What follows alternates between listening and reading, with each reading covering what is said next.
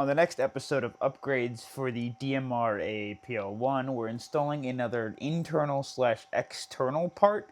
This is from Jeff's Airsoft, the stainless steel extended bolt release. And I've actually previously installed one of these before on my channel, and I really like it. I installed it on one of my sidearm AAPs, like my short range primary style AAPs.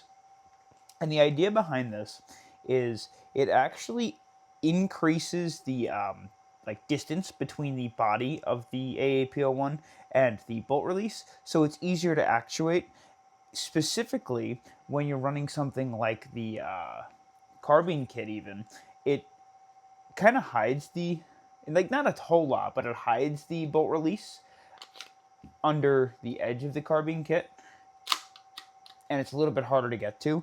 This one's going to bring it outwards a ton and make it much easier to activate. So you could just kind of throw the finger up there, and you're not kind of trying to like dig under the body kit. Also, something really cool about this guy is the texturing on it. It's almost got like this sandpapery texture to it, so it's a little bit more, I guess, less likely to slip off of your finger, especially as you start to get sweaty, or maybe it'll catch on gloves a little bit more, so that's really cool too. One thing to keep in mind when you do install this, if you have, the only thing that you can't install it with, if you have the CTM trigger housing, like that upgraded trigger housing, which is totally useless to begin with, it will not work. I've tried that before. So let's go ahead and pop this guy off. It's actually getting a slight bit easier to get this off all in one go now, and I think it's just because I'm slowly working at the plastic that kind of grips on the side of the lower. And we're just gonna take this guy, we'll put the upper aside for now. This install should be super quick. I'm actually going to just bring you guys down a little bit, but it should be super quick because I've done this a handful of times now. At least I hope so. If it's not, then clearly I haven't done as much as I thought I have. But yeah, like I said, we installed this on an AAP01 before. We were going to install it on the TB22 if it fit, but it just did not fit, so that's a shame. We do have to take out the hammer because we have to take the trigger bar out, so we'll first take out the hammer block, 1 and 2 pins, and then just pull this guy out. And be careful, this is spring loaded if you don't remember from the last few videos. Be careful, don't lose your spring like I almost did. And now we have to get to the trigger bar, the release that we were talking about, and the trigger box. And the easiest way to do all of that is take these screws out. So the one screw in the center. And again, it comes in red, which is super cool. And even though that's my channel colors, this is going to be an outdoor, like, sniper style build that I'm doing, so it's going to get painted, unfortunately, which is fine. The red would stand out in the wild to begin with. And then just be careful, because there's a spring right here, that trigger spring, the trigger bar spring.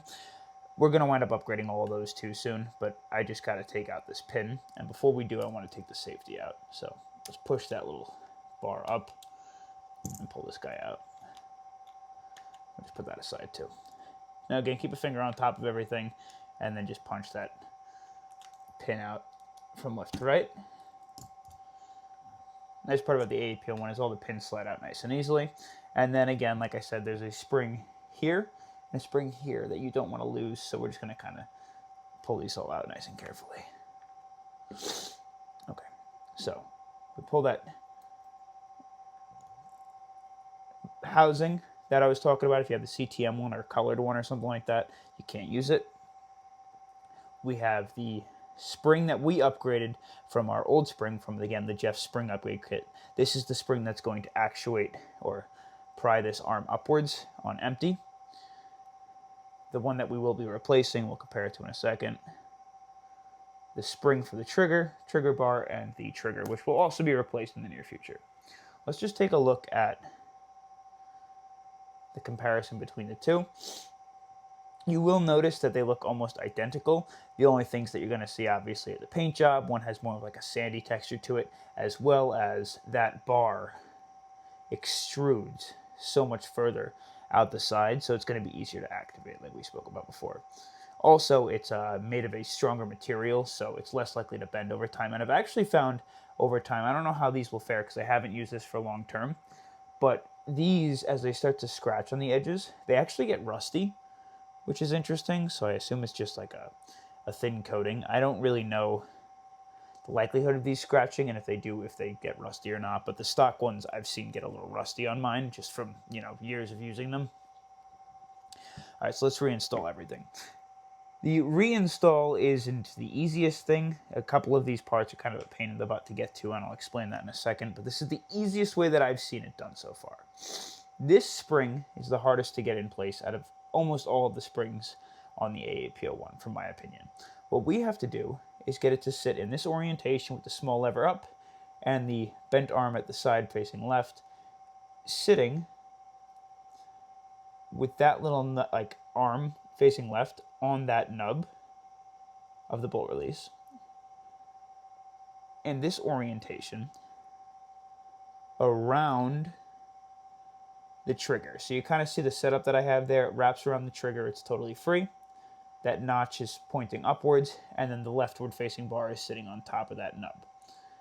Holding the entire system like this, we should be able to just slide it right into the trigger housing, and that notch of the spring should go up right in that notch on the left side. I don't know if you could see that notch. Just like that. Now, it may take some wiggling around and convincing to get in place, but you want to keep a nice hole there visible, and everything should still be sitting in place. And the easiest thing to do is hold it all, slide the trigger into place, drop it into the AAP01, and again, that nub should be in that little space right there, and then that arm should be sitting on top of the nub of the bolt release. Now that everything's in place, we're going to install the trigger spring. This guy has to sit with the first spring on the right side. It's going to go in that hole. And then the second spring closest to the rear of the replica on the bottom, it's going to go over that hook. So hopefully you can see this because all the parts are completely black. The easiest thing to do actually is to set it up on this trigger arm first. So we're going to get it onto the little hook, again with that spring facing down, just like that. And then slowly pry the entire thing upwards just a little bit. You can usually just give it a little tug, and you should be able to get that spring on the outside of that nub. Then press it all back down. And again, if you keep finger pressure on here, you'll have spring tension now on the trigger bar. Again, that spring is on the nub, and that spring is up in the notch. Even push it in there a little bit more, and there should be a clear space for that pin to drop through. The big pin will come from the right side. It may take a little bit of wiggling around, but it should go in with little to no force. See, I just pressed it in with my finger. That's perfect. We can actually just flatten it out like that. Now what we're going to do is take our screw, and we'll drop that guy down into the front in that middle hole. Just make sure you don't strip any of the threads or anything. Should go down no problem. I'm not going to Loctite these because I'm going to actually take them apart because we do have some more parts coming. We're going to be upgrading the trigger bar, and another spring soon. I've got all those parts on me now. And then we'll get that other screw and toss it back in the side. I'm excited to see where it sits when we put the carbine kit back on, for sure. Now we'll get the safety back on. Again, obviously it says up, so don't put it facing down. And just press it back in place. Might take a little wiggling. Now, it's not going to work yet, so we won't test it out. Just make sure you keep it facing to the right for now. We're going to take the hammer. We will drop that spring back in place, and then we'll take that little hammer piece and compress the spring.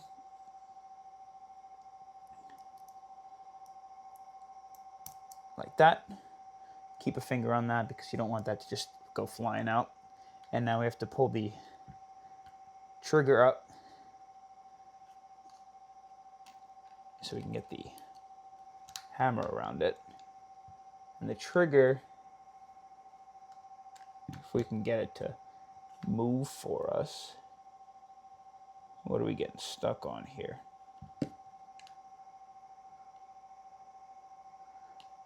That's weird. That trigger's not working. Why is the trigger not working? It's getting stuck.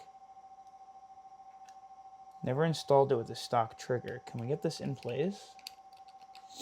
I don't want to force it yet. Hold on. Oh, duh. Genius. I meant to say put it to the left. The safety was on. Wow. Leave it to that to trip me up, huh?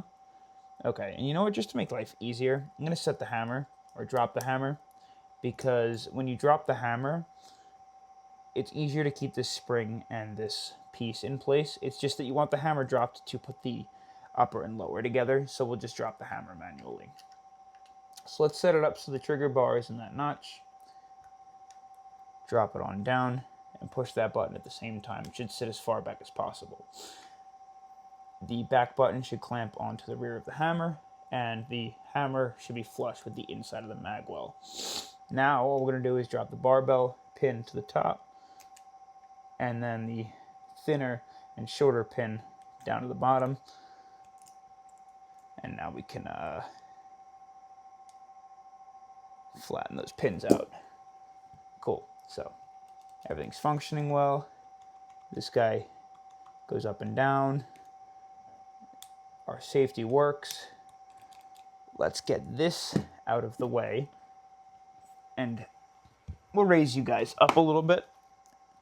And then we'll pull in our kit and reinstall it all back together. So it should be as simple as drop the hammer. Notch that on place. And then... cool. Make sure everything works correctly. It does. Okay, so obviously on this side, it's nothing too fancy. It looks almost completely identical to the way this side does.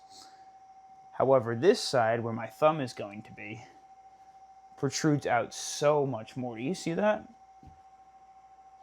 See how easy it is to get to? It's completely past the carbide kit. So now when we want to drop it, yeah, my finger just catches on that so much quicker, so much easier. And it's like, it's just dry because of that sandpapery feel. So much easier to get to, and I'm not like digging my thumb under there. And not that it makes it a big deal or a big difference, but it totally, like I said, it just makes it easier. So much easier, and I'm just, my thumb's not hunting for it. Not hunting for it. And I actually like the angle too. This one's angle is kind of weird. It's soft at the top. I like how this one's a little bit on the sharper side. Like, it's just more to catch on to. So that's super cool. Again, if you want a list of all of these parts that I have been installing, they're all in the description below. See that? How's the other side? Yeah, it works. It is ambidextrous. This side doesn't come out as far, but it is ambidextrous, so that's really cool. So again, thanks, Jeff, for making cool upgrade parts. I know there was a guy, when I installed this the first time, he had, I posted it into a Facebook group, and he mentioned that he was looking into the CTM one or the TTI one. I forget which one it was, but it was the one that just takes this, and it's those little nubs that screw over the top of it. And those are super cheap, but this one specifically, it's less moving parts. You don't have to worry about any Loctite glue, right? It's not going to fall off. It doesn't damage your existing one. And I'm pretty sure the Jeff's one is like dollars more expensive. Like, it's virtually not even like existent to how much better this one is than the other one. And like I said, I've used this before. It's so much more comfortable, and there's nothing going to fall off. So even though that I have been affiliated with Jeff for a little while, and he's sponsored me with a bunch of parts and stuff like that, I'm going to be totally honest with you here. I don't see any reason not to pick one of these up. It's just, it's a user-friendly upgrade. It makes it comfortable when you're using it. So yeah, it's definitely something cool and something I'd recommend. I have now used this on 2 of my AAP01s, and I will likely continue to install it onto more AAP01s. It wasn't an upgrade that I had originally thought about upgrading until it was sent to me, and then I realized how comfortable it is now that I've tried it. It just feels kind of weird using just this. So, yeah. That is our next upgrade on the adventure of the Carbine Kit. And I will see you on the next one, because we got some more cool cosmetic parts and then even some more internal parts coming too. So, peace.